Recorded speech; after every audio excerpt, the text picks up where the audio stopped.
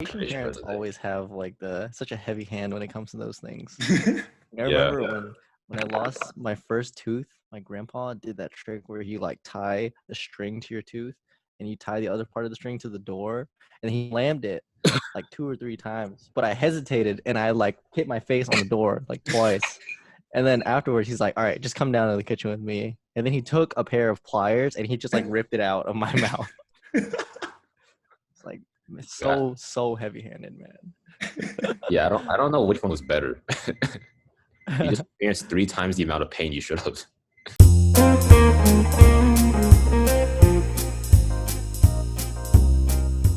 Hey y'all, welcome back to another episode of Nuanced Nonsense. We're not experts, we just like talking. This is your co-host Alex. And this is your other co-host Ben. I brought on my good friend Jonathan, and he's also plays on the same league team as me, with which we won Clash. So you check on our names. Let the world know. Hi, how's it going? Thanks for having me. Yeah, so usually we like to start off with a kind of a softball question. So what was the last shower thought you had? The last shower thought I had? Okay, actually, this is a perfect question. The last shower thought I had was that allergy medicine is basically just a paid subscription to breathe. Bruh. Isn't it? Isn't it? Dude, but as a person with a lot of allergies, I definitely see where you're coming from. You're talking about like EpiPens. They're very expensive. They're like Okay. thousands of Wait. EpiPens are like loot boxes, but then regular allergy medicine is like a battle pass. Yeah. Yeah, man. Like, if you think about it, like, I don't know. Are you guys allergic to stuff in the air, like pollen and stuff? Yeah. So, like, for that stuff, some people have I have really debilitating allergies. And, like, it's to the point where if I don't take anything and I just go outside when oak is high, my nostrils just flare up so much to where I just can't breathe out of them. And I just don't get enough oxygen. And, like, it just puts a shitty damper on my day. And so, yeah, I pay like $30 every month just to breathe. I was thinking about that the other day. I mean, I definitely agree. Like, I have to take allergy medicine every day because my allergies kind of like, I have a lot of random allergies, so I can be affected by more than just pollen, like random stuff. So I take it every day so that I can, like, it's so routine for me. Like, I forget that, like, if I didn't take it, I'd get fucked. Yeah, me too. Do you know what you're allergic to? Have you ever had an allergy test done? Yeah. So I had it when I was young. I'm allergic to cottonwood. So the primary wood that build houses. I'm also allergic to Bermuda and Johnson grass, which are the 2 most common types of grass in Texas. And wow. I'm also allergic to dust mites and pollen. Wow. Have you ever gotten an allergy test done, Alex? Yeah. So I have a lot of food allergies. So I'm allergic to dairy, eggs, nuts, crab, and oats. So wow, that's a lot of stuff. It's a lot, yeah. There's also a lot of the common allergies too. The stuff that people love using in their ingredients. So I have to be pretty careful in like what I choose to eat, and like I have to like usually pretty much ask if there's like an ingredient, like what are the ingredients. In the past when I was young, I like never ate out basically, or unless it was like some Chinese restaurant that my parents like frequented, because like we were scared. But now I kind of just like, okay, do y'all use this ingredient or that ingredient? Like, can I have it without? And usually restaurants are pretty understanding, though some Asian restaurants are like not the best. Like I remember one time I was like visiting like Seattle or something, and like I think we asked her like, oh, does this like dish have like dairy or eggs in it? And the waiter got so mad at us because he didn't know, and he was like he thought it was a waste of his time. He's like, dude, your family shouldn't even go on vacation, you know, like you're just bothering the rest of them. I know. It's like, that? That's ridiculous. Yeah, and my parents still gave him a tip. I was why? Oh my, your parents are actually, very I was gracious actually people. mad because I was just like, bro, you're basically calling me less than a human, basically. That's ridiculous, dude. Oh my god, I would have left a scathing Yelp review, bro, with his name in it, dude. With his name in it, dude. Dude, there was this one time I went to. Oh, might be. Oh, no, I was basically done. Oh, okay. I went to a sushi restaurant with Alex, and we were asking like if they had this ingredient.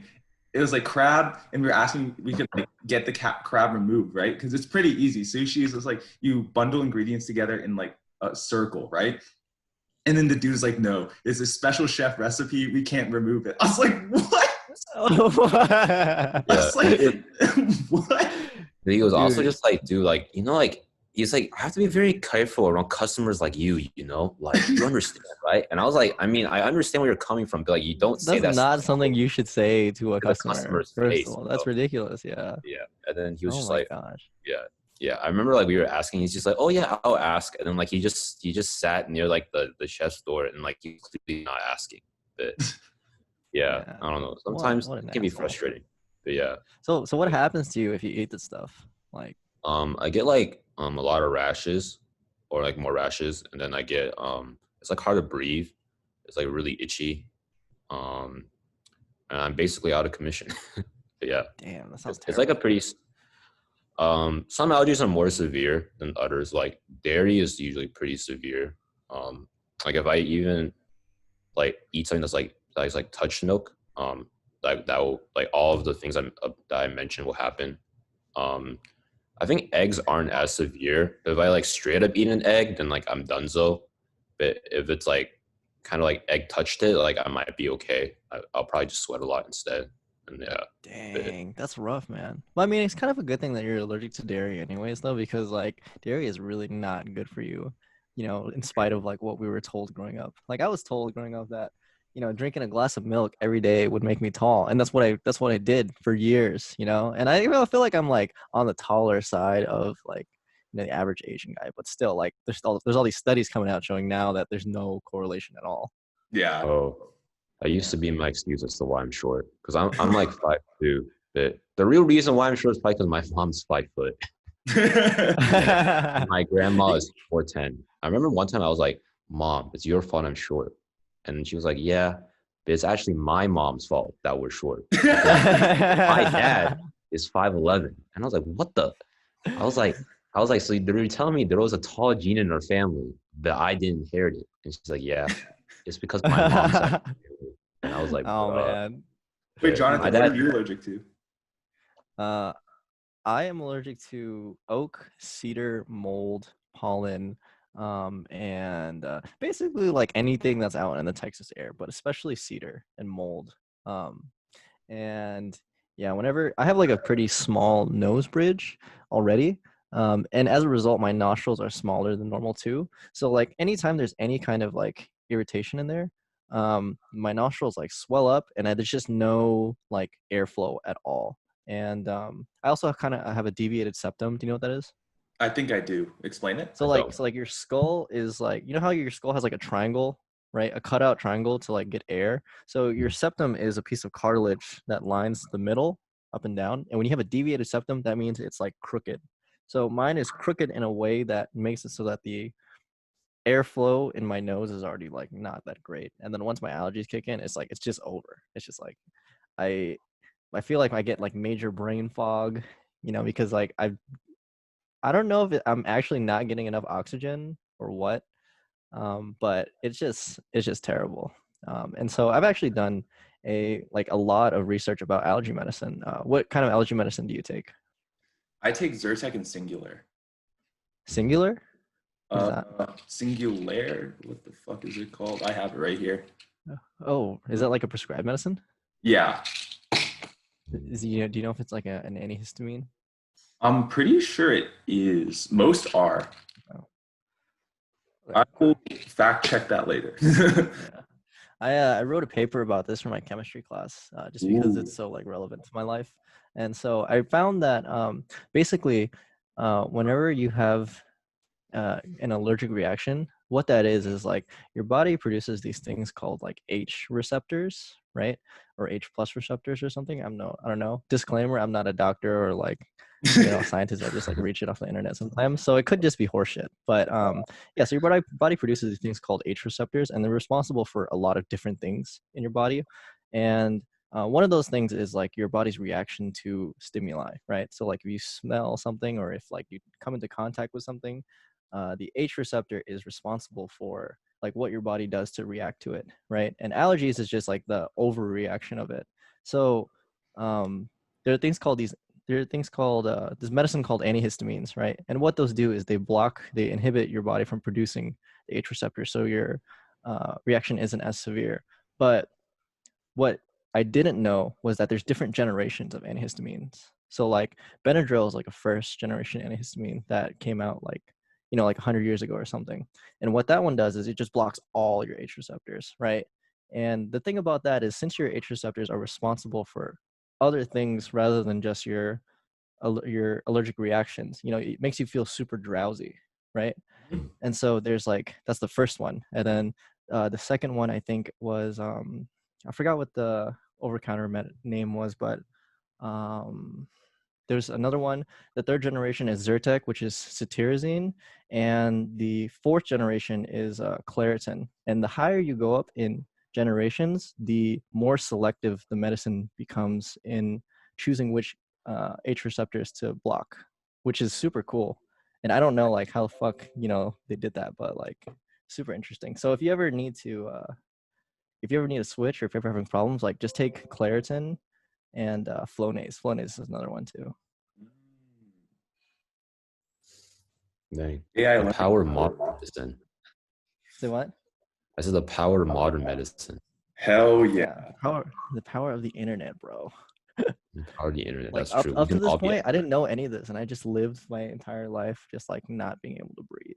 I just thought, I was just like, you know what? Like this is just my existence. Like you just gotta suffer sometimes. You just gotta, that's facts actually. Like kind of talking back to my food allergies, like instead of like just being like, oh, like it's possible to order things without certain ingredients, or like the fact that restaurants have nutritional like information or allergens, I'm just like, you just gotta stay at home, and you just can't have things, just like what that waiter was suggesting. Yeah. You're just less of a person, like that waiter was saying. Yeah, basically. And then people are like, no, you can stand up for yourself. I'm like, wow, what a concept. I remember like there's that meme that goes around with like lactose intolerance. They're like, you know what? I'm just gonna drink it anyway, even though I know I'm suffering, right? I just send that to Alex. I'm like, you know what? Just fucking go eat eggs or milk. And then he's like, I'm gonna die. So what? You ever like hang out with Alex and you ever just want to flex on him? You just get an egg out of the freezer and just pop it in your mouth. Like just like drink some milk. That part of me was like, is food allergies kind of like similar to like airborne allergies, where like can you like expose yourself to it a little bit and develop like a resistance to it, or is it just like no matter how many times you eat it, you'll just get all the negative effects? I think it's the latter. Yeah. I don't think there's like a well, I know that's not what you're saying, but like I don't think you can do like a kind of like vaccine type approach where you're just like exposing yourself and then like you that's eventually exactly what I was saying. Yeah. But yeah, I think it's either you just pray and hope that you outgrow the allergy if you're young, and that did not happen for me.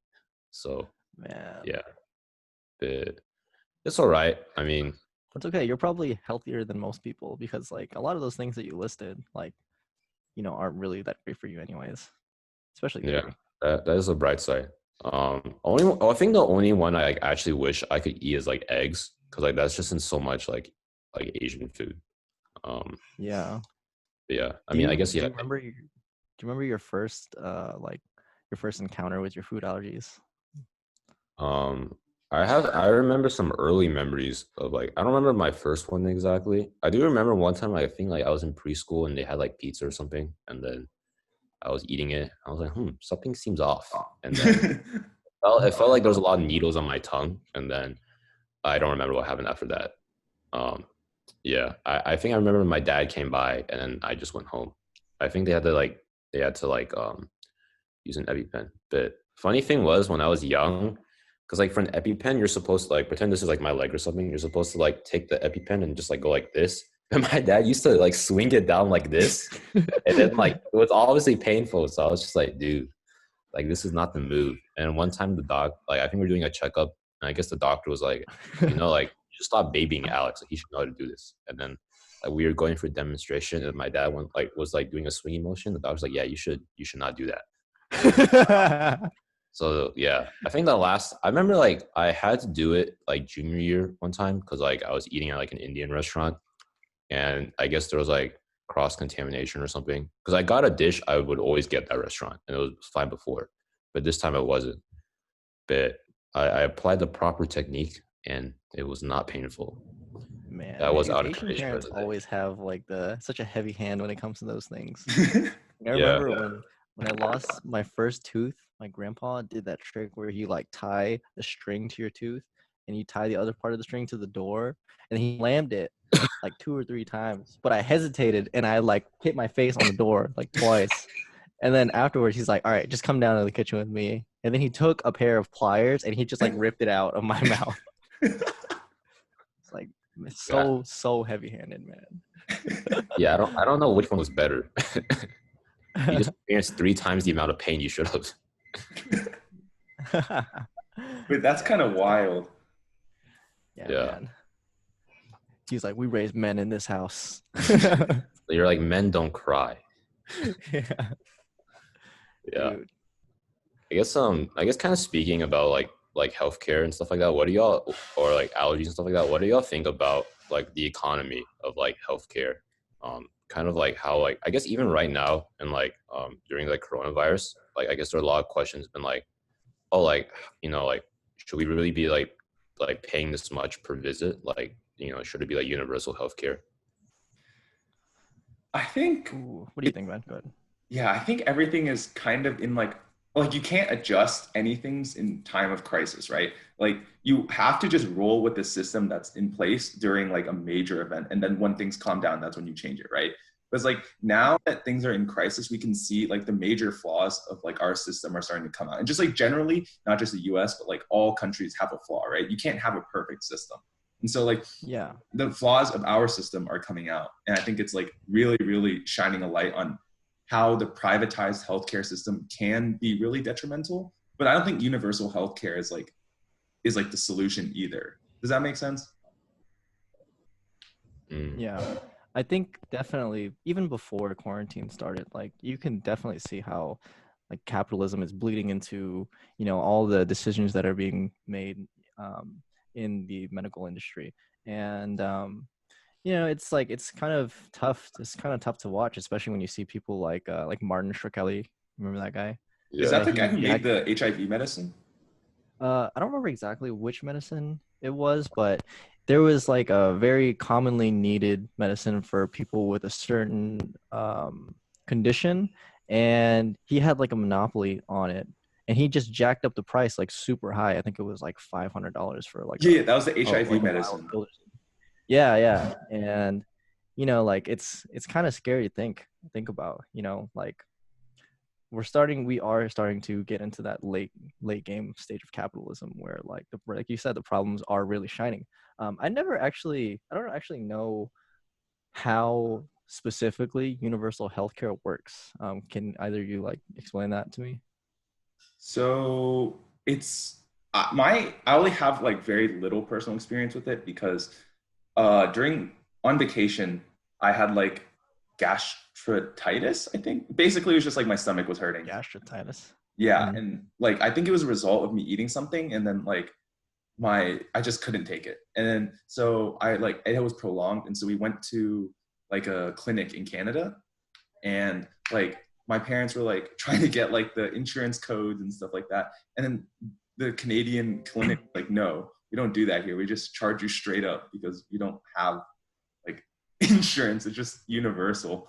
Like we Yeah. want your government ID if you're from Canada. If not, we'll just straight charge you. And that was just so wild. Was it like relatively expensive? Or It like it was relatively expensive, but it wasn't like it was way more expensive than it would have been in the US. Like if you take the total cost, it would have been more because insurance would have driven down the price. But like it's at least like marginal, I think.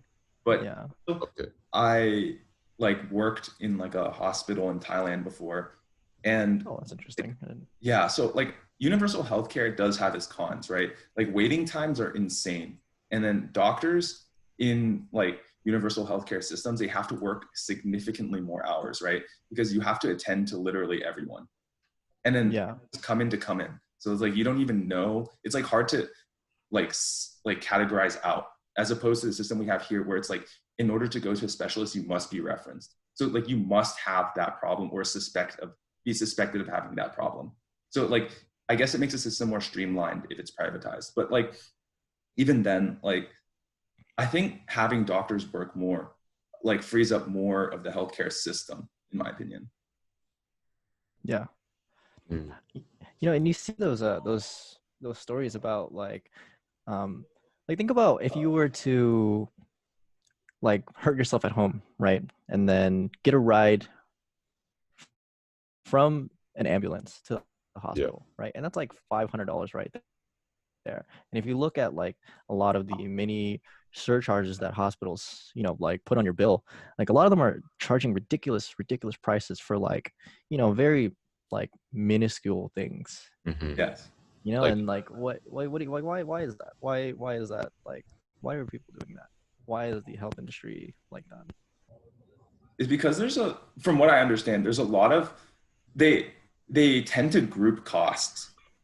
And so it's like when you pay for the ambulance, you're paying for the potential services they could provide you, right? You're not. What if you don't even get those? You don't, but you pay for the potential because like they're providing you with like all of the equipment. Like the idea is that like they put you in basically like a mini ICU, and they're like, if you're dying, like we could make you like not die as fast, right? And so there's a lot of like equipment, like a lot of really expensive things. Like for example, they're one-time use, and so if like you end up using it, like the cost makes sense, right? You actually ended up using it. But then like if you don't, like it was the potential of them having to bring all of that there. I see. That kind of reminds me of College Board in a lot of ways.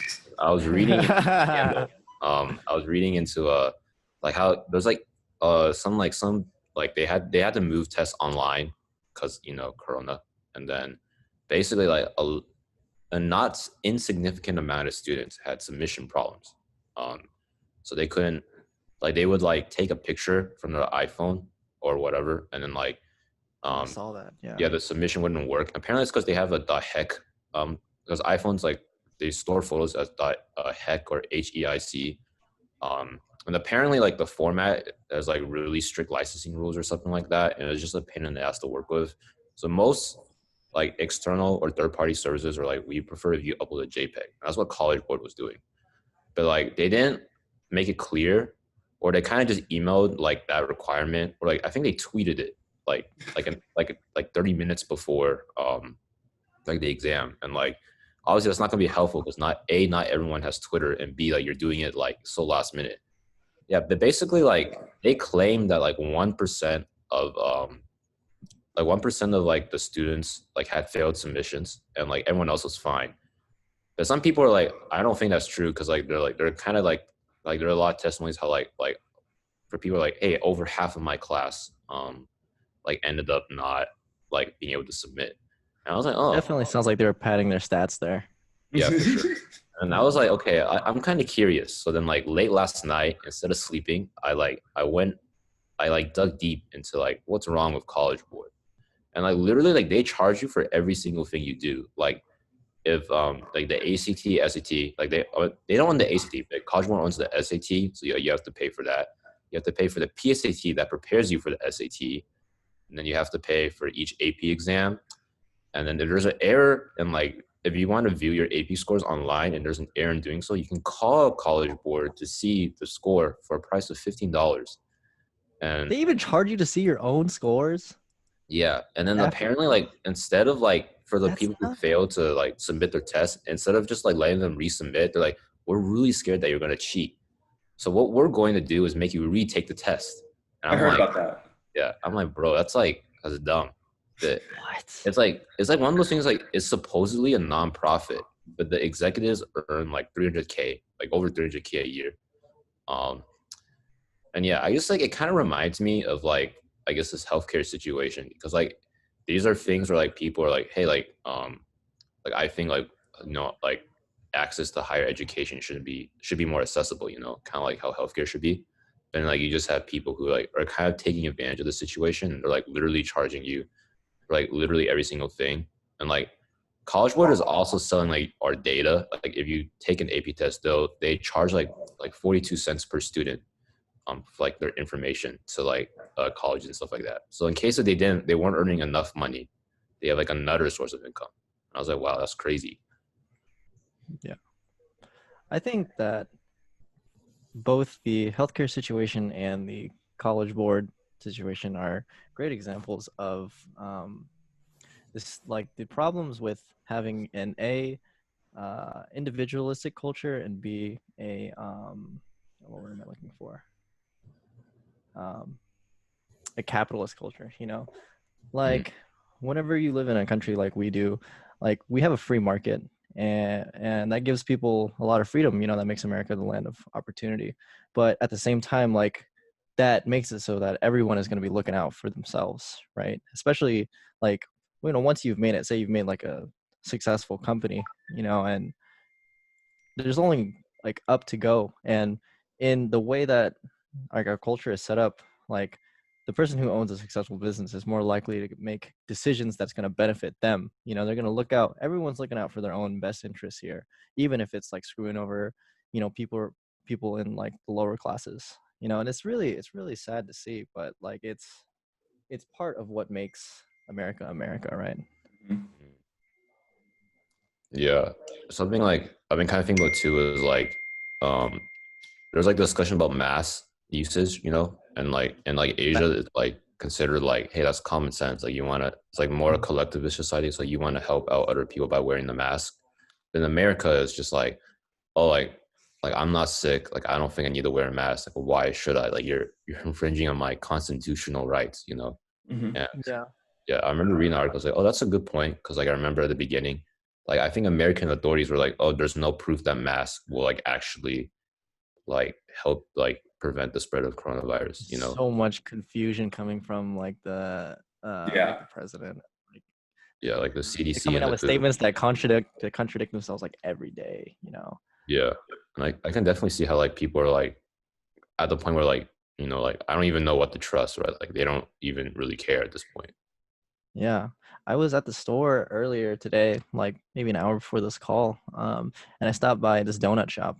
And while I was in there, you know, I was like, I had my mask on and everything. And, you know, there's like a lot of people I saw in there that just didn't have any mask. And this one guy who's standing like maybe, you know, for like 6 feet away from me, looking at me, kind of giving me a dirty look. And I feel like it was because I was wearing a mask. You know, I felt like he was trying to make me feel bad because I was wearing a mask. Like, I don't know. I could have been overreading the situation, but like I was like, what? You know, like Yeah. it's I don't know. It's really confusing time we're in right now, man. Hmm. Yeah, I saw a tweet the other day. It was like, we're fighting two pandemics right now, COVID-19 and stupidity. Dude, that tweet's not wrong. Yeah, man. Natural selection needs to come and do its work, right? Mhm. Yeah, I remember Ben would always say this, but like we basically eliminated natural selection from our Yeah. own, right? How we? What do you You mean want by to go that? Like we've literally halted our own evolution. Like if you think about it, natural selection, like our normal lifespan, like is 40 years. Because like if you look at all the research, like that's when you start developing like a significant risk for cancer and just like other things. Like life expectancy prior to the invention of modern medicine was 40. And that's like the highest, right?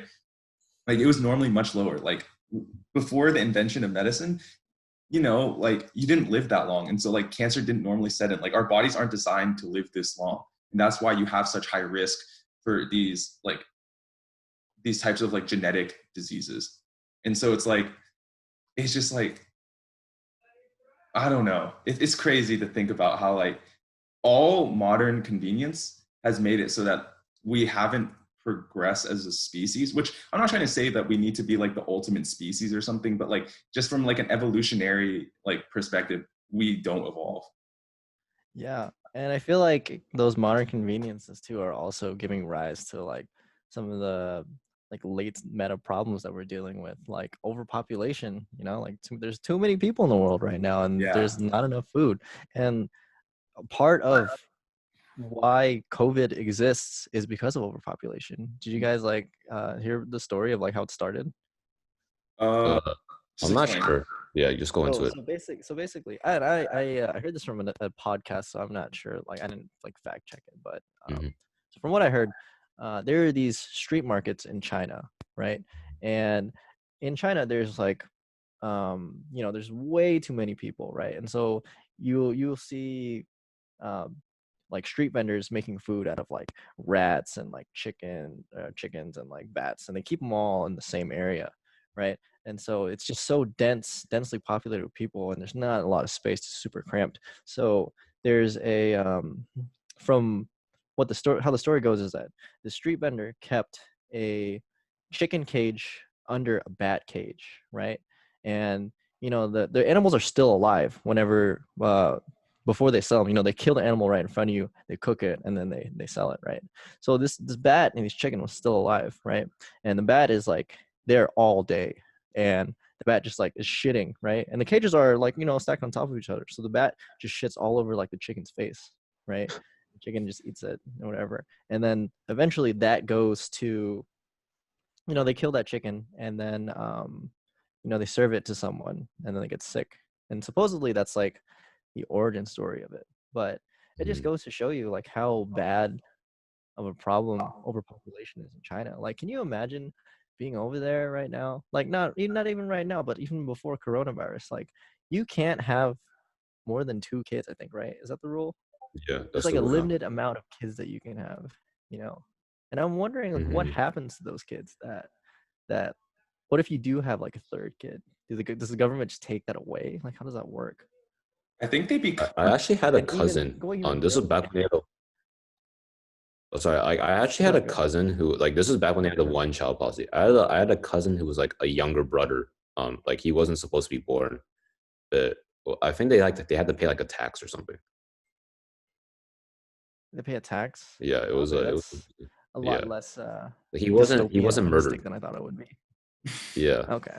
Well, it's not too there bad could be then. other punishments too, but yeah, I he was. think I read somewhere that like if you cannot afford the tax, they get orphaned, or they like get taken in by the government. I believe. Man, Mm, that's insane. Do you mind if yeah, I check that real quick? Yeah, go for it. Go for it. go for it. Let's see. Wait, What Yeah, like comes to honestly, is one of the less like it sounds like okay, that's not okay. The orphaning thing sounds pretty bad to be honest, but like when I was young, I thought like China would like straight up just like murder the kids or something. Like they'll come back like it was in like a biblical story or something, and then like it would be like death to all firstborns, but like death to all like second kids or something. And I was like, yeah. But then I met my cousin, because he was from like Guangzhou or something. We had to visit, and then I was like, this kid seems alive and well. In fact, he seems too well. He's quite spoiled. wait, And then Guangzhou. yeah, I've been there. Is Guangzhou. is that where the Westlake is? I don't know my Chinese geography. Isn't South China? I think I've been there before. There's this one attraction that's really famous there called Jihu, which translates to Westlake, and I went there. If it rings a bell. China Westlake. Wow. So No, if you yeah, have that's sorry. You go ahead, John. if you have another kid outside of the 1 or 2 child policy, you have to pay a fine of 20% of your annual income for a certain number of years for every extra child. That's insane. But that's actually pretty 20%. expensive. How do they 20% afford of it? I don't Dude, know. I've been to their house. It's not a nice house. They didn't come across as wealthy to me. So that must have been quite the hit. Man, 20% of what you make. That's crazy. Cause like think about it, okay, like if you're like a regular like if you're like a regular, say like, Chinese businessman, and you make like a certain amount of money, right? Like what? Maybe half of your income goes to rent, and then a third goes to utilities, food, and like everything else. And then you have to pay 20% on top of that. You have like nothing left. Yeah. You have to save, nothing to really That's spend on yourself. That is nuts. Yeah, Wow. it's crazy. Man. There's a lot of Well, stuff. But, sorry, what were you oh, saying? go ahead. No, so I I was was just saying saying there's it's a good. lot of stuff. Go ahead, go Sorry, it's ahead. a zoo bit. There's a lot Yeah, of the stuff Zoom that has a China does where I'm kind of just like, that's like kind of sus. Like, have you heard about the concentration camps they have for like Uyghur Muslims? concentration camps. No, what? Yeah. So What about basically, that? it's like, so like obviously like it's not like officially confirmed by China, or else like there would be a lot of public outcry.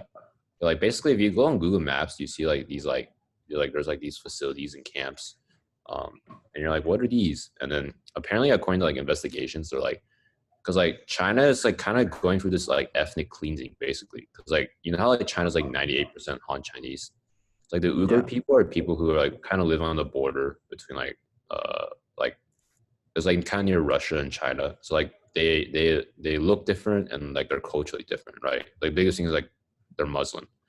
Um, so like for China, like that kind of portrays like a big conflict because like um kind of like with a lot of like dictatorships and stuff like that, it's just like I guess like they see like religion as like kind of a threat because like it's like you're loyal to something other than like the government. So basically, what they do is they have these re-education camps where like they kind of like take all the Uyghur Muslims and then like they kind of like beat the shit out of them and like just be like, hey, like you're loyal to China, and then like occasionally they'll like release videos where they're just like, I know the error of my ways, like I'm so glad that like I'm Chinese and stuff like that. It's Wow, like that's terrifying. it's incredibly messed up, but Wow. it's like sometimes like they'll like reporters will kind of go in to see and like they're so like China would create like fake mock camps to like be like, oh, like everything is fine, like we're doing it for them, and like it's still so messed up that the reporters are disturbed. But yeah. Wow. That is crazy. Hmm. Man. And then after they go to these camps, like what happened to these people? They just go back to their regular lives as like followers of China. I guess basically. Man, that is terrifying. Yeah, I remember like I was reading some, I guess it was manga, but basically it's like because like there are basically some like people who've like escaped, like they're refugees basically. They're trying to like raise awareness for the cause. So like what they would do is they kind of talk about what happened to their family. So like one family was like, or like I think she went to China to visit her relatives. She was originally from like some other country, I don't remember. And then I think it was Egypt. And then so then I think like she got put into the camp. And then her husband came after her, and then he got put into the camp. And I think she escaped somehow, but then her husband is still trapped. So then like she's trying to like raise awareness for that. And there's like little other Still, he's things. still in there, Yeah, yeah, like to this day. Wow. yeah. Um, yeah, I think it's just super messed up how like yeah, I guess like literally like the government is like considered like their god or like considered like can do no wrong, right? It's like very similar to like how like North Korea perceives like the Kim family, like Kim Jong Un and Kim Il Sung and stuff like that. But Yeah. yeah, it's wild. Speaking of that, what do y'all think that the Kim Jong Un that was seen recently is the real Kim Jong Un? Do you remember when he got sick? He got sick like a month ago Yeah, and he disappeared, right? And the world was speculating, like, oh, where is Kim Jong Un? And then he suddenly shows up conveniently after that headline and he's like, oh, yeah, I'm fine. I'm just being Kim Jong Un, killing some children, like, what do you guys think? What do you guys think? I dude. remember reading some reports about that, and they're talking about how like the problem with like any reports about North Korean information are like highly speculative. Like just the fact that like there is a report shows that there could be something, but they're talking about how the information is so like unreliable because like a lot of information that goes into North Korea doesn't come out or vice versa, right? And so like it's really hard to obtain information. Even the CIA and FBI commented, they're like, there's no way to like even make sure these claims are real because North Korea is like the biggest information black hole. And so they're like, unless they say something about it, we don't know. And like even if they say bullshit, like we wouldn't know one way or another. Yeah. Yeah, I honestly don't really know. Like, I really thought he was dead as well. And I was just waiting for the news. I was like, dang, this time he did not last very long. But then they showed a picture of him. But it was like a video too, right? Like I think he was Yeah, it was a stabbed. video. Yeah, and he was like smiling or whatever. Yeah. I don't know.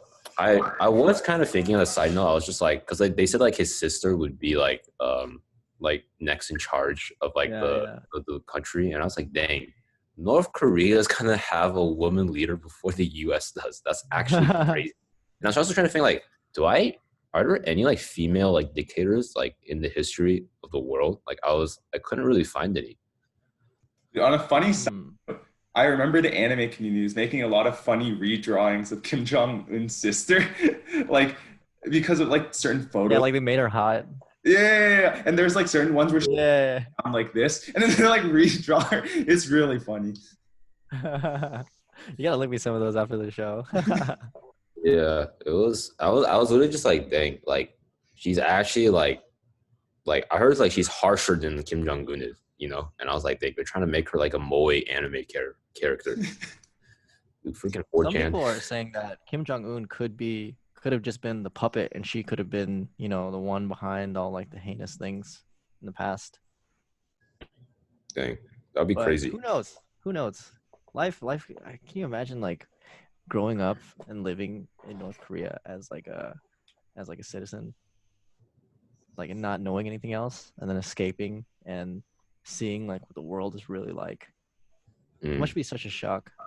Yeah, actually, that is the interesting thing to me, because like you hear so much about how like North Koreans are like indoctrinated basically, and they're like, yeah, like fuck the Americans, like they're the reason why everything's so bad here. But then like still like some people like find out about like the outside world, and they're like we want to escape.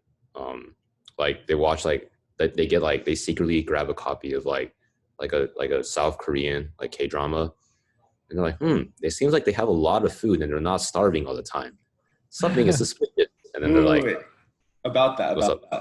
Like, did you know that like it's a thing for them to bring South Korean K-pop idols into North Korea to perform? What? Oh, really? So like they have ideas of what the outside world looked like. It's like so wild because like I watch a Korean variety show, and they bring on like different Korean celebrities, so that includes K-pop idols. And one of them like was talking about how they went to perform in North Korea. And this wasn't even their first time. Like they do it like semi-regularly. And I was just like, that's wild, because that means North Koreans have exposure to outside of North Korea. It's just like they're so indoctrinated, it doesn't matter. It's just like for them, it's like the zoo, I guess. I remember there was this North Korean soccer player who was who was like really talented apparently, and like he was playing like he was the North Korean Messi, which doesn't mean anything. But, like he was basically playing like an Italian. He was playing like an Italian team. Crap, I want to look up his name because I don't remember. But basically, they're like apparently like his team was like North Korea was like, hey, you can't socialize with your teammates outside of practice. Like you can't do this and that, and we want to cut off your salary. And I think the team was so like, bro, this is such a freaking pain in the ass. Like we're just gonna cut him, and then basically he is not part of. I think he just went back to North Korea to play. But yeah, so I just remember it was like, well, I guess he can't hang out with his teammates, or else he's gonna know that, you know, he can defect. Kind of like how Cuban players when they came to the U.S. because there's like something called the Gold Cup, which is like the equivalent of like the Euros, but for like North and Central America. Like what Cuban players would do is sometimes like they would just come on the team to play for Cuba and they just defect and then just not show up. And they're free. But yeah, that's basically the end of my anecdote. I was like, it just reminds me how like, yeah, if you have a really like tight censorship, you have to have a lot of control of your players if they like go out of the country or like they get exposure to other media, or else they might defect. Man, it's crazy to see how tight of a grip that North Korea has over their people. Yeah, for sure. Do you know what kind of like religions they follow over there? The Kim Jong-un religion. I heard they probably everyone probably just has a picture. I heard there's Christianity in North Korea, but they obviously like changed. Actually, let me look this up too. I remember finding out about this as a kid. I was like, "Oh, this doesn't make sense." But I think they've like changed. Like it's kind of like how China allows like Christianity and like China, like I think they change it in some way where it's like you should also like really respect your government, maybe even above Jesus. So after all this talk about North Korea, it's like talking like to downscale it because it's like really hard to understand like country-wide things and like government things. Like if you think about it, it could be like likened to a bubble, you know, like a bubble from being in like a certain friend group all the time or being around a certain type of people or being around a certain type of culture or something like that. And so like what ends up happening is like when you're in like one specific friend bubble or just like a bubble generally, you get like quote unquote indoctrinated because you don't know much outside of that bubble.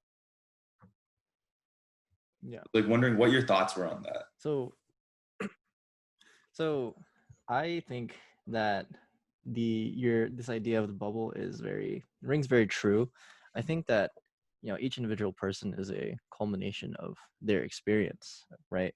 And your experience is dictated by solely your circumstances, right? Like, for example, like if I'm born in Texas, right, and I am limited to listening to country music and riding tractors and wrangling cows, right?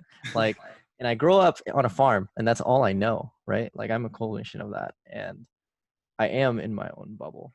And I think the most important thing is to remember that in order to get out of that, like you have to do things sort of like this, like talk to other people about what their experiences are and kind of draw from those and see what life like is from different perspectives. Because like a lot of people, I think, like a good example is like people in North Korea, they live in these bubbles for their entire lives and they don't know anything outside of that. What do you think, Alex? I definitely see that in a lot of ways where it's like there's like little like small details when you're in the bubble. Like for example, I remember one time I was like just chilling in high school, like senior year, and like we would basically like eat lunch outside of the school because it was too crowded and we didn't have lunch tables, and we thought it was cool to not eat in school. Yeah. But anyway, basically we were just chilling and eating, and then like I think one of them was just like we were talking about college or something, and then one of them was just like college can be very expensive, right? Tuition, it can be like $10,000, $20,000, and then one guy was like, oh yeah, I'm not applying to some school because it's too expensive. And then some other guy was like, oh, what do you mean? Like your parents like earn like six figures, right? Like it should be no problem. And he's like, actually, my parents don't earn less than six figures, like total. And the other guy was like so shocked. He was like, huh? Because like growing, because like we're from like North Plano, like we went to like I went to like a Frisco school, which is like kind of known for being, I don't say bougie, but it's like a definition of like upper middle class. So like literally everyone is like they've never had to worry about money, and like they've kind of just assumed like, hey, like if I want to like it's like that meme. Sorry, I'm getting sidetracked, but it's like that meme where like some guys like, I know I've made it if like I can just buy anything I want from the restaurant menu and not look at the price. Well, low key, that was a lot of us in high school. So I think seeing that right there is like that's like the definition of like being in the bubble. Like because like not realizing like, hey, not everybody like earns, like not everyone's parents earn like six figures. Like sometimes people do have to worry about tuition, and like that affects like what colleges they can go to. Like there's also other stuff like I remember someone was like, yeah, everyone has Macs. And you're like, well, actually Macs, like, market share is like not super high. I don't know. I don't know the exact number, but then you're like, everyone around me like owns a Mac. And I think it really like, I guess like if you never really like go outside of your bubble, you kind of just assume like everything kind of just becomes like an anecdotal evidence versus like actually, like, serving like different groups, because like you're just like everything like I see around me must be true for everyone else. And it's only when like I guess you take that step outside of the bubble you realize, oh, like maybe like what I assumed was true, or like not everyone is the same as me.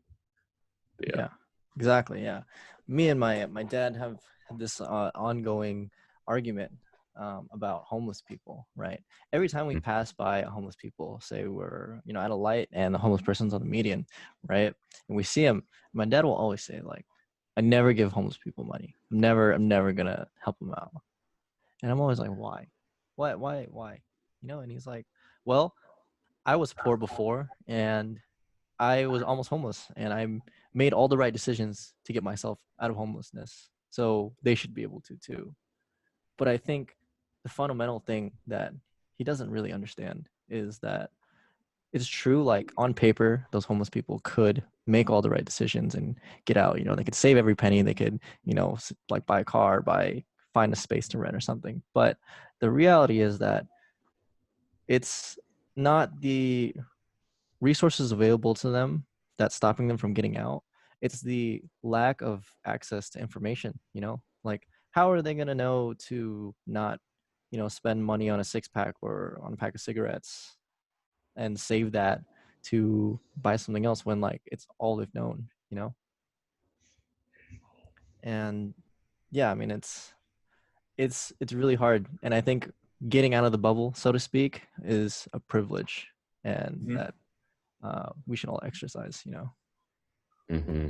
Yeah, I think Yeah. a big thing too is like getting out of the bubble or like getting out of like your circumstances. A lot of times it takes a lot of luck, and takes a lot of like there's a lot of circumstances like are out of your control. Like last year I went to an urban project with like my ministry, and basically something we like realized was like around like the 90s, like there was a lot of like Chinese immigrants who were coming as like graduate students, and a lot of that was because like there was like a foundation set before by like Chinese immigrants in like the 1800s who were able to come and like work on the railroad and then like become store owners and stuff like that. And we noticed like an interesting parallel is like a lot of like Korean immigrants, a lot of like Vietnamese immigrants and stuff like that. Like they're kind of fulfilling that role in the past where like they're kind of the restaurant owners and the store owners. And I think like having like I guess people of those like ethnic groups like come before and like kind of set up a foundation for like newer people to come in.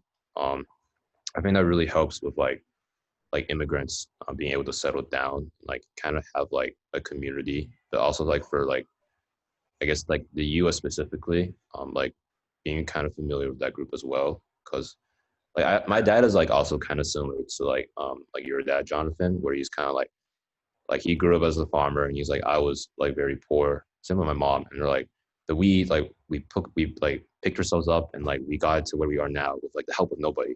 But like so there's like situations where like you know they couldn't control that like help for sure. Like my dad was the youngest of like six kids, so basically he didn't have to work on the farm as much, and they basically saved all their money, and he got lucky and he could like use that to like come to the U.S. And just even the fact that they're from Hong Kong and not like communist China at the time, like allowed for like connections to the West as well.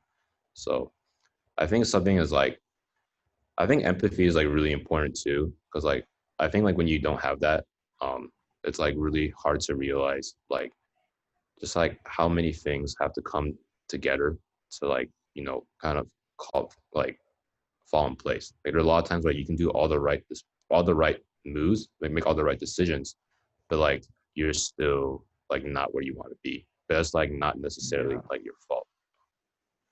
Yeah. And I think that's a really important thing that you just said, you know, and realizing that what happens to you and what decisions that are available to you are affected by your circumstances is very, very important, especially now, you know, like I have a lot of peers who, you know, they're not doing super great, like in the self-esteem department. And I think in a lot of the cases I've talked to them, they attribute it to, you know, they feel like they're not doing well in life. They're not doing like enough, you know? Um, and they blame themselves because, you know, it's hard not to. We live in an individualist culture where, you know, you think that your worth is determined by your achievements, right? And if you fail to realize that your achievements are not only dictated by your actions but also your circumstances, you know, it kind of frees up a lot of the pressure off of you and you can feel generally happier, right?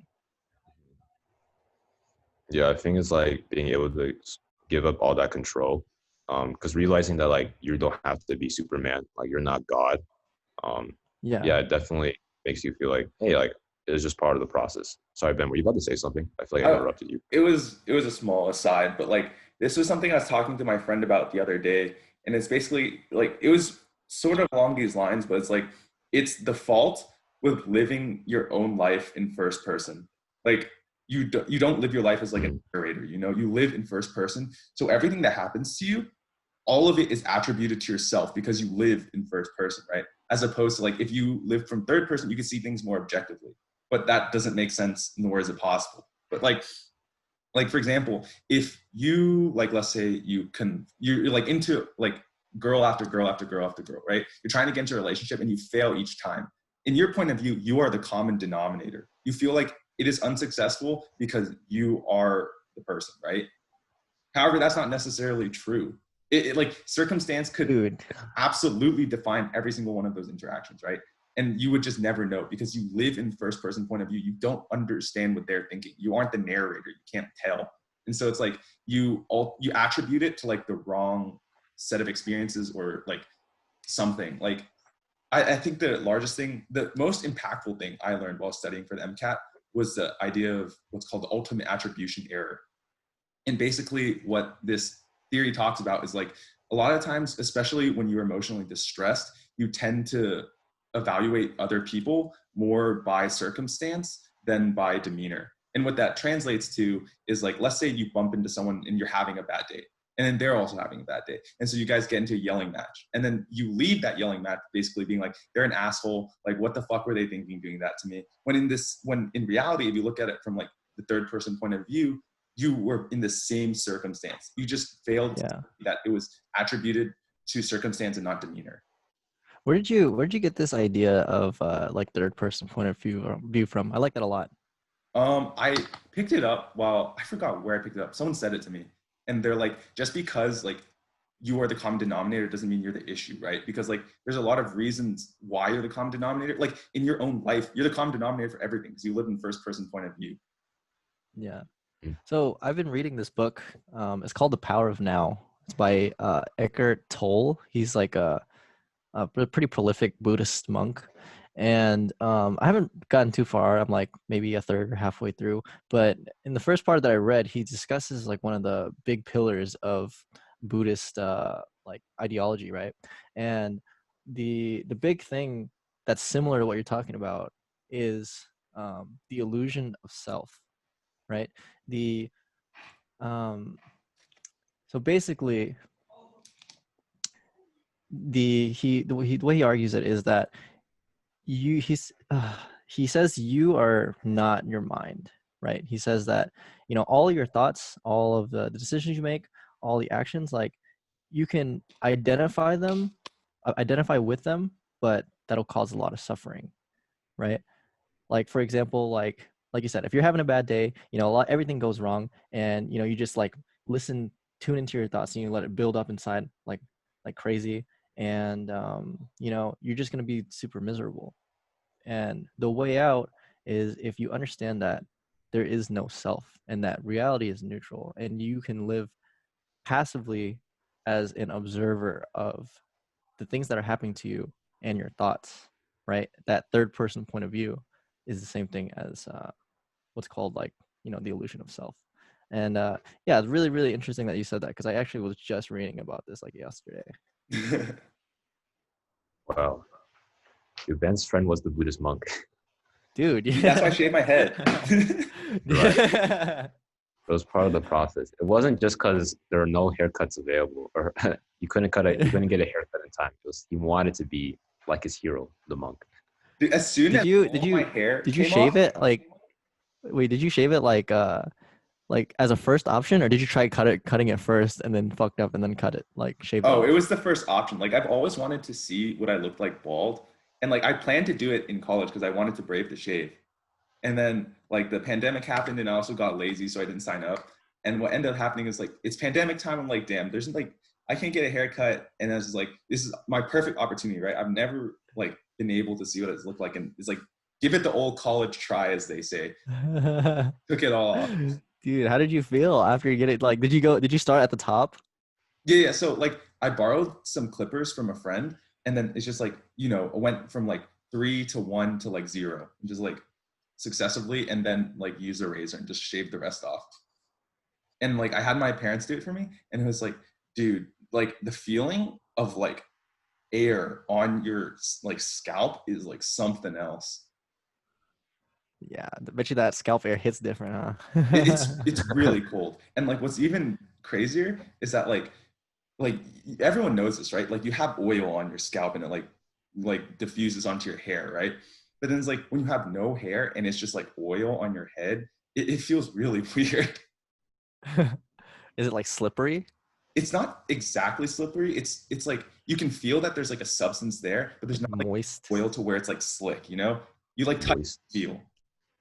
But do you think if you left it for long enough, like would it feel slick? Like I guess so. Like like it doesn't build up enough to where it's like shiny like with oil. Like that's not Hmm. it doesn't get that bad. Yeah, yeah. Along the lines of like when you shower, right? You use like you still use shampoo when you're bald because you want to get rid of like the oil. Like Yeah. it's like it feels like normal skin. And then like you touch it again like 3 hours later, and then you feel like there's something there. Huh. Interesting. I went camping in Colorado last summer, and I didn't have access to a shower for like 12 days. I was out like sleeping in the mountains, and by like the 10th day, my hair was so oily. It was like a mop. It was so disgusting. Like how you can Wow. feel that there's something on your head. Like it's like that, but every day it just got progressively worse to the point where like whenever I wouldn't have my contacts in and I would put my glasses on, my glasses would slip up and down my face because of all the oil that was coming off of my hair. It was so gross, so nasty. That's wild. Dude, he was really man versus the wild. Yeah, man. Drink some elephant dung. Have you ever seen that episode of Bear Grylls where he drinks No, elephant dude. dung? Dude, you should check it out. That man is the ultimate wild man. Dude, that guy is nuts. You know, something my dad always said about Bear Grylls is like how like this guy's always in like quote unquote dangerous situations, right? But it's like how is the cameraman there not experiencing the same danger? Like whenever, That for is example, like whenever they're like going down a cliff or like up a cliff, right? It's like the cameraman is there filming at like the good angle, meaning they have to like somehow be there. Dang, Yeah, seriously. that is a good question. So you're saying it's fake? No, my dad is implying that it is, and I am just wondering, like, what is like the actual danger of these situations? The cameraman is able to more Yeah. freely roam this area. You think Bear Grylls is like off like fighting a gorilla or something, and then the cameraman's like off, like 10 feet away, like having a pizza? Maybe I'm it's just Rome, saying. I'm just saying. dude. That could really shake things up.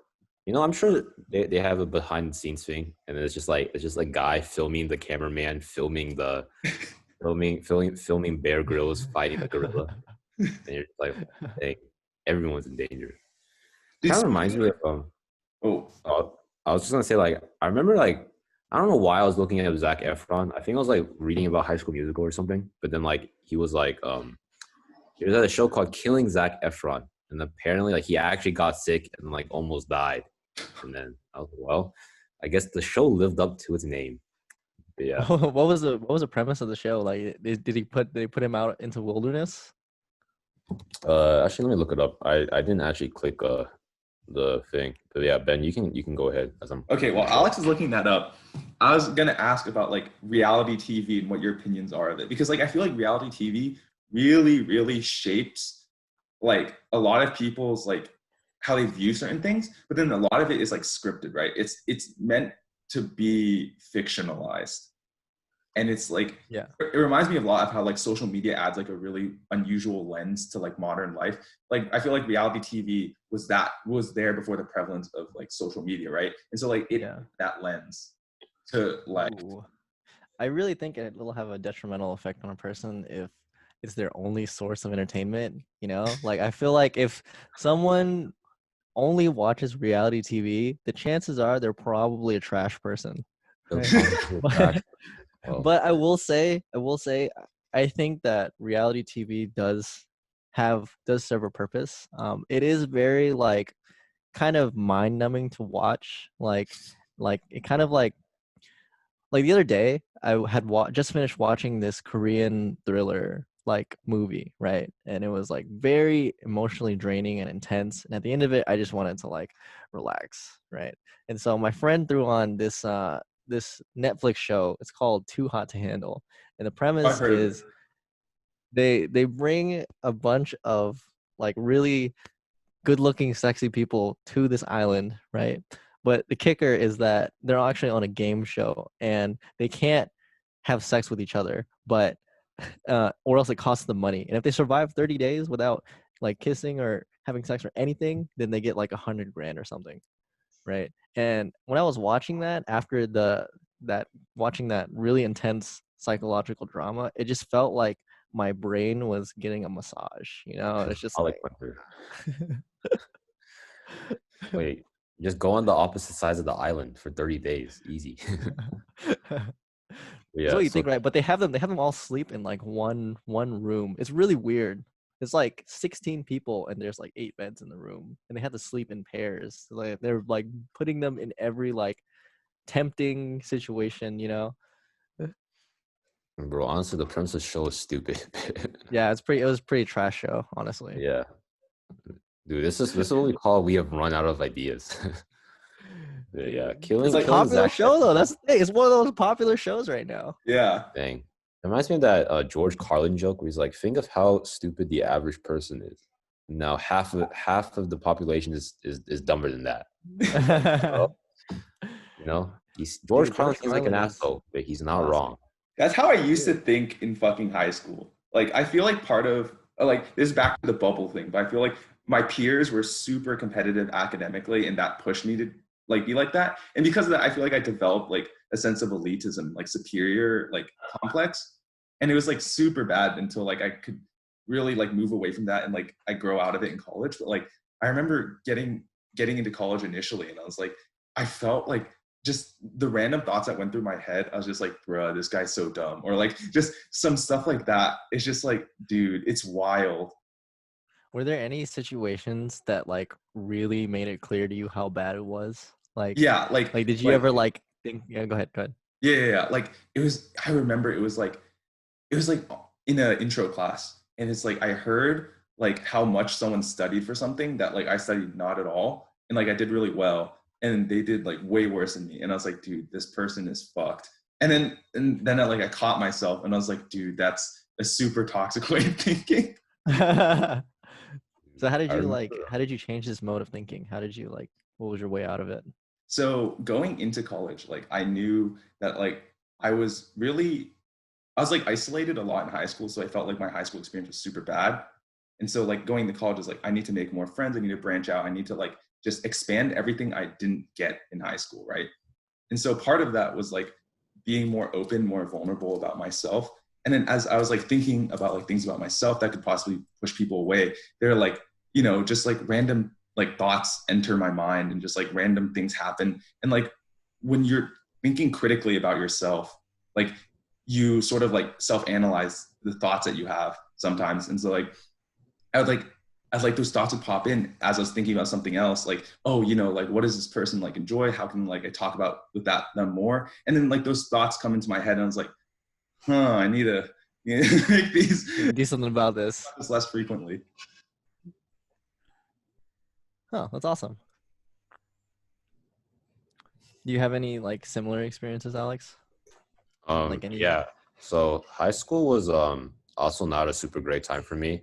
I like didn't really have friends or hung out with people. Part of it was like I was just a good Asian kid who studied for classes all the time. But I think part of it was just like my friends just, I don't know, I guess just didn't really see me as like a close friend, or they just didn't invite me. I remember one time they were like, oh yeah, we just forget about you, haha. And I was like, Jesus. excuse me? They would also say stuff like, oh, it's because like your mom is too overprotective or something like that. I don't know. But anyway, I was kind of traumatized. And I was like, I guess I went to college like pretty alone. And I was like, well, how do you make friends? Because I don't remember making friends. And my friends may not have even been my friends. So what do I do? But honestly, I think I didn't really end up like Ben, where like he challenged himself like to meet new people every day. Um, I think honestly for me, like just even going out to like org events by myself, like I remember going to like checking out different ministries by myself, or even like sophomore year going to like VSA by myself. Like those were all like really big steps. And then like usually like if you're like by yourself, like the officers can tell, and then like they'll talk to you because they're like, I sense a lonely soul who is out of place. And then usually I think that played a big part in my social development, because I would be like, this conversation is pretty awkward. How can I think of ways to make it less awkward? And like over time, like it got better. And eventually, like I became kind of like, I won't say officer, but like a leader in my ministry. And then I would have to do the same thing as well. And then, yeah. Yeah, that's awesome. That's you must have gotten a great satisfaction from that sense of like kind of giving back, right? Because you got to give that same like share that same experience that you had with, other people that are just getting into it or may not have a lot of friends, right? For Wait, sure. speaking of which, I know, okay, this is a little random, but Jonathan was a VSA officer. What was the biggest struggle of being an officer? The biggest struggle of being an officer. So when you're running at a student org, the best way I can describe it is it's like you're in a group project, right? But it's for the whole year. And the group project is a lot more work than just one project, right? For my org specifically, we had officer meetings every week. We had events basically every weekend, and then for those events, we would have to have pre-meetings for the events, and then there was also a tabling that you had to do. So it was a very big time commitment. And the biggest struggle, to answer your question, was really figuring out how to work with other people, because like just like in any group project, sometimes you have people that don't pull their weight. You have sometimes there's conflict between people, but a lot of people don't really know how to healthily deal with conflict. It was a big thing where we're in an officer meeting and somebody has a problem with something, but they don't voice it, and instead they keep it in, and they instead will complain about it to their friends or someone else later, and it just built up. That kept on happening, and it built up, and by the end of the year, things in the officer group were so tense, right? I was fortunate to be in a position where my family that I was the head of, like we were very close, and I had a really fun experience with them, and I got to give them a lot of opportunity to like meet other people within the org, like you were talking about earlier, Alex. But yeah, I think that's definitely the biggest struggle, and I think I learned the most about like working with others from it, because I think that if you want to do something effectively as a group, then you really have to know the other people in it, more than just like surface level. Because like, for example, like if say me and Ben are working together, right? Say I barely know Ben and he barely knows me, and Ben is having a bad day, right? And so I go up and I'm like, oh, hey Ben, what do you think about this? And he's like, fuck off. If I barely know Ben, I'm just gonna be like, wow, Ben's a fucking asshole. I don't want to ever see this guy ever again, right? But if I know Ben and I've had long talks with him about whatever, and I understand how he is as a person, then I'm gonna be like, oh shit, Ben must be having a bad day. And so I think it was a very, very good experience. My year, compared to the other years, like our group didn't get along as well with each other, but that made it so that all the families were closer. I probably wouldn't do it again though, just because of like the sheer amount of time you have to dedicate to running these orgs, And during the time, I was also out of school. I was taking a break from school because I needed to save some money to survive, and so it felt like a lot of work then. So I couldn't imagine like having a full schedule at school, working part time, and being a VS officer at the same time. I think I would have died, or I've just like been a wreck. A very wholesome package. What'd you say? A very wholesome package. You got like I want to, like I was an officer for another org that was similar in not similar in size, but similar in like scope, like TASA, and like echo everything he just said. It's like a massive time commitment, and it's like I remember a friend was complaining to me about like being an officer in an org, and it's like a special kind of struggle. Like he was talking about how he's like, dude, everything that I do, I'm fucking thinking about my org and like how to make it better. It's like, or if you care, then it's like it's always on your mind. He's like, I'm taking a shit, I'm thinking about it. I'm in the shower, I'm thinking. Yeah. Like just have free time, I'm like low key thinking about it. Yeah. And I think it's a really good experience to have, and I think it's very unique. Like, I don't think I'll ever be able to do anything that's like similar to what being an officer for that org was. And if like anyone who's listening ever has time or like the opportunity to do it, I recommend like you should definitely do it. Yeah, I remember when I became we call it coordinator. I became like a coordinator for my ministry. Something I realized was just like everyone has like their own different vision for like how they want like an org or like the org to run. But like even people who aren't necessarily like leaders have their own voice too. And I think a lot of times it was like learning how to like, I don't want to say respect the hierarchy, but like kind of just be like, oh, like if you want to like implement change, like how about like you do it or something, and they'll be like, no, like you're the leader, like I want you to do it. And I'm just like, I mean, I'm not like God or anything. Like you can't, like you have a voice and options too. And something I realized was like a lot of people like they kind of want to be like the right hand man or like the guy behind the throne, where like they want to have the satisfaction of like, oh, like, hey, something went right, like that was me, but if something went wrong, they'll be like, oh, like it's that person's fault, like he chose to listen to me. And like basically Yeah. Oh they man, wanted dude. yeah, they wanted the glory, but they didn't want to receive any responsibility. And I think that like something like learning that made me like really, I guess, wary, because I also saw how like how this happens like literally, at least in my ministry, how it happened like every single year. Like every year people would come in with like so much like hope and like um optimism for like how this year was gonna go. Like, oh, like this would be the year where like things go right and like we become a good like org or whatever. But then like people get jaded and like nothing happens to go the way they want. And I remember like end up going through that as well. Like my position was like new, basically. Like my official title was like I was the admin and communications coordinator, and basically I was just in charge of like logistics and like social media. Like we never had that before, so I was like trying to figure things out as I was doing it. And I didn't have a previous role to look up to, so now I was kind of just like, people were kind of just like, hey, why is everything so disorganized, and why don't I know anything? And I was just like, it was really hard for me not to take that personally, because at first I was like, why are you asking? Are you telling me like why do I suck? Because fuck you. I didn't say that exactly, but that was what I was thinking. And then yeah, and then literally like like managing my team and like stuff like that was like really difficult. But I remember at one point I was like, I want to quit. Like I feel like I'm putting so much time and effort into this, and like nothing is going my way, and like this is really lowering my self-esteem. Like, and I remember just like talking with like one of like the staff that helps like lead the ministry, and he's like, honestly, at the end of the day, like it's not necessarily about like your glory or like what like you can do, but it's just like how can you help support people like in this ministry.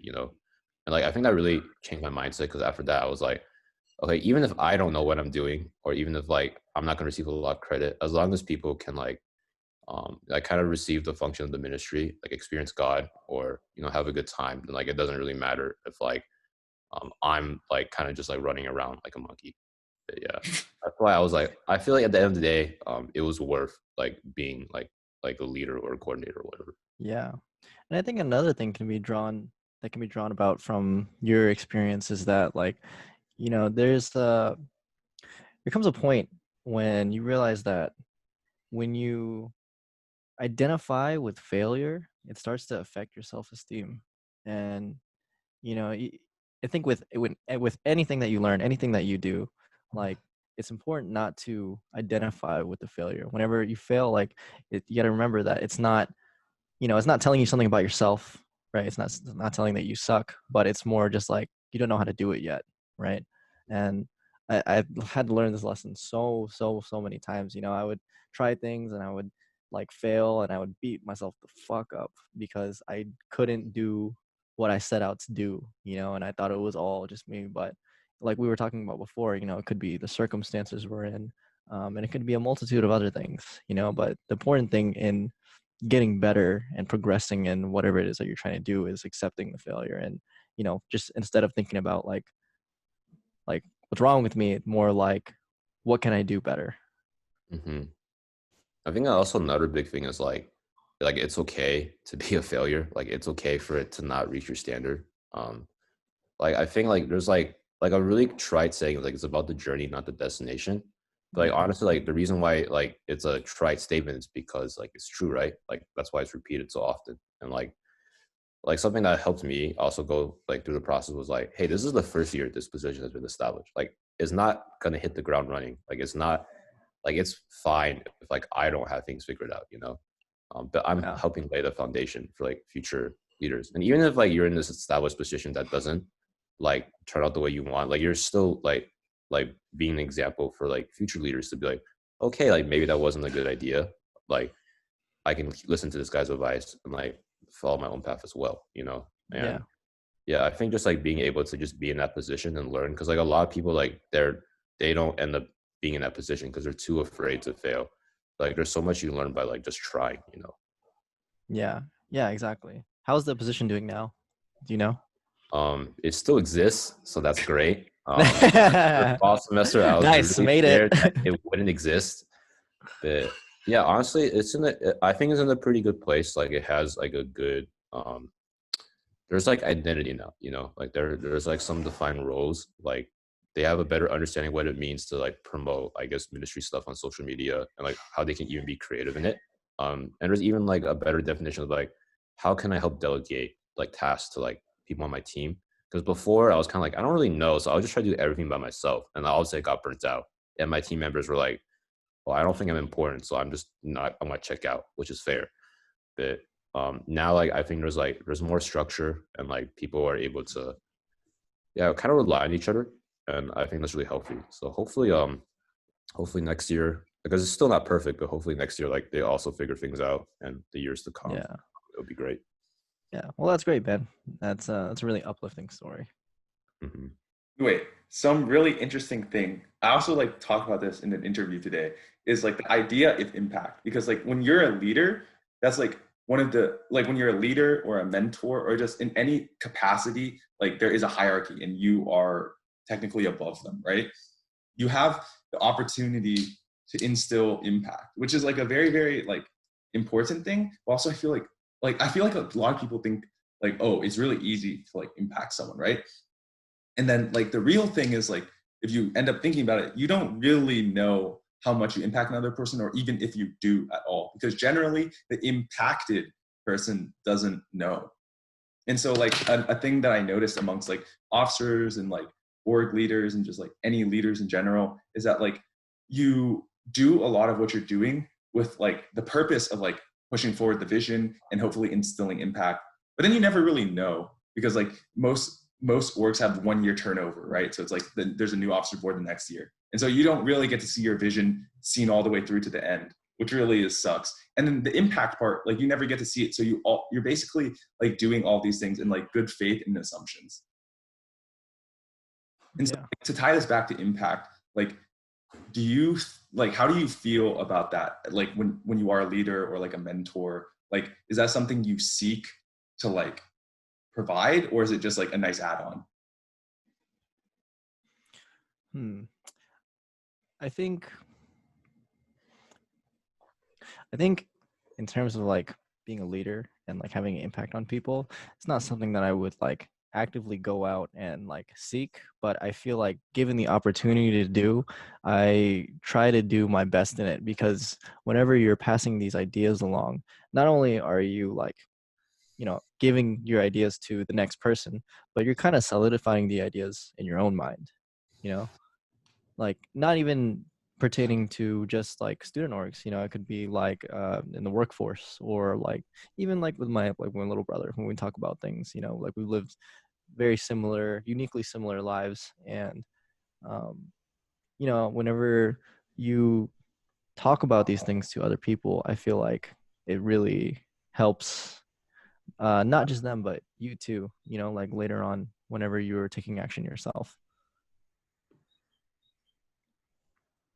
Yeah, I remember for me, like impact was something I was kind of worried about because I was like, oh, like what is my legacy gonna be in college? But I feel like I didn't really have um I think I had like a selfish view of impact. Like I guess I wanted to be like a respected upperclassman or someone I was like who would be like, oh wow, like Alex was like a really cool guy. He did a lot for me and I really love and respect him. But I wasn't really thinking about actually doing that, you know? And then I remember like talking to Ben about it. And then I think even seeing like the ways he's impacted some people in like his FSA family, I realized like it's really an honor to like have an impact on someone. Like you shouldn't really think of it like in terms of, like the benefits you get on yourself, like the ego boost, but just even being in the position to like have someone's life changed because of the actions you've done, like that in of itself is a blessing. Well said, dude. Yeah, I like that a lot. I like that a lot. Hmm. Yeah, the journey does not stop. It, um, yeah, I think we're running a little over, so yeah, we're gonna wrap things up. Okay. As a like ending question, what do you have planned for when quarantine ends? What do I have planned for when quarantine ends? Honestly, I miss going to school. I miss having a routine. I miss like having a day-to-day life where I can get out of my apartment and do, whatever I want. So when quarantine ends, I'm probably just gonna get back to regular day-to-day life with a better appreciation for it, because before, like when I was in it, I I just felt kind of jaded, and I was like, oh man, this sucks. I always have things to do all the time. I'm so tired and burnt out, when in reality I probably wasn't that burnt out. And Mm, you know like it's better than just sitting at home all day like I'm fucking doing now. What yeah, about Text though. He's what? not just sitting at home all day. We're playing League. Yeah, we're winning tournaments actually. the winner. You're right. Yeah, I'm a champion now. I'll come back a champion actually. What about you guys? What do you guys have planned for after quarantine?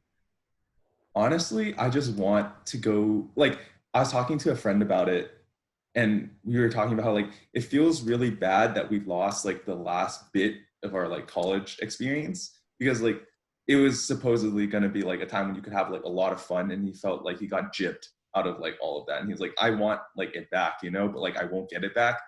But for me, like I kind of want to just like do fun things that don't rely on like the computer.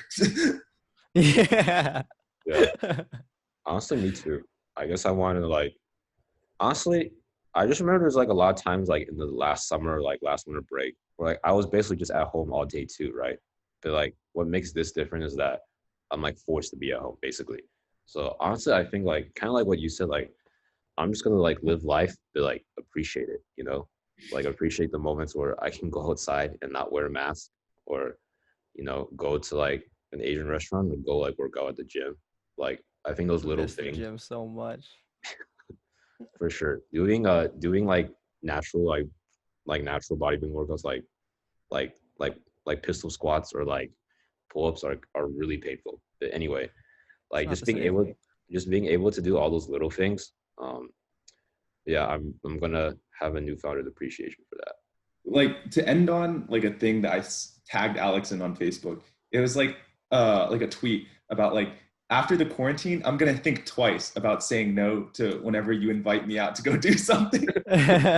Still gonna say no though. Yeah. Are you about to apply to med school, Ben? You took your MCAT, right? Yeah. Or I did you already apply, I mean? I already applied, yeah. Oh shit. Okay. When do you hear back?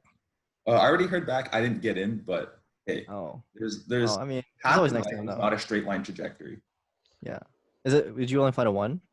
I applied to most of the ones in Texas. Okay. Well, I'm more than confident that you're gonna get an offer sooner or later. Fingers crossed. Just Fingers trust the crossed. process. Trust the process.